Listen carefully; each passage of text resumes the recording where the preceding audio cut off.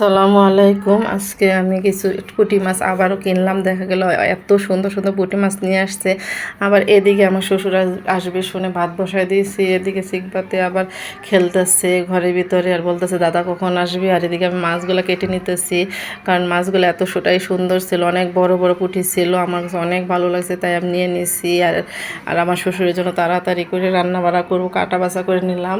মাছগুলো কেটে ধুয়ে পয়সা করে আমি ফ্রিজে রেখে দেবো। এদিকে আমার শ্বশুর চলে আসছে, ওনাকেও আমি খাবার দিয়ে দিছি। আর দেখেন কতগুলো আম নিয়ে আসছে, অনেক আম নিয়ে আসছে। আমার মানে তার 4 ছেলের জন্য 4 বস্তা আম নিয়ে আসছে।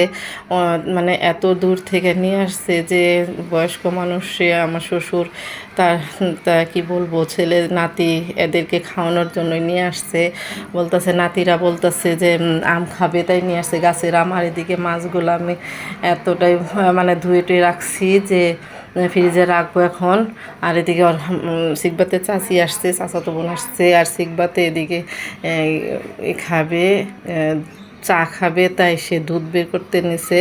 আর এদিকে আমগুলো আমি বের করে নিছি, বের করে নিয়ে গুছায় রাখছি, ছালার উপরে বিছায় রাখছি, কারণ আমাদের জন্য যেগুলো নিয়ে আসছে সেগুলো আমি বের করে নিছি।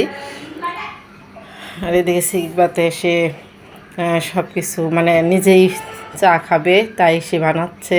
আর এদিকে আমি রাত্রেবেলা রান্না করব, পুঁটি মাছ বের করছি। আর ফ্রিজে শাক রেখে দিয়েছিলাম, কলমি শাক, সেগুলো বের করে নিচ্ছি।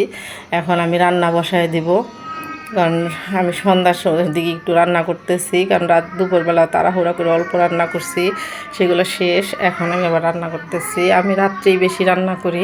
আজকে আবার রাতে দাদা আসছিল দেখে আমি দুপুর রান্না করছি, এখন আবার রাত্রে রান্না করতেছি। পুঁটি মাছগুলো একটু বেগুন আলু দিয়ে ঝোল করে নিব, আর টমেটো দিয়ে দিলাম একটা, যার কারণে এখন এক পুঁটি মাছ দিয়ে দিলাম।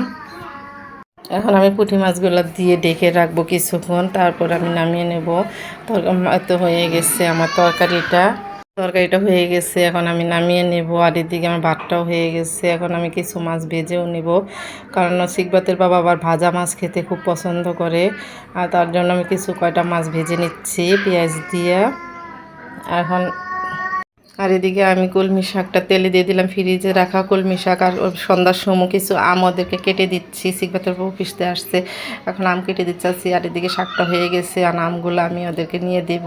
এদিকে সিকবাত পড়তে বসছে, আর বাবা পড়াইতেছে, আবার আমার শ্বশুর বসে আছে, আর সিকবাতের কাকাও বসে আছে। আজকে এই পর্যন্ত, আসসালামু আলাইকুম।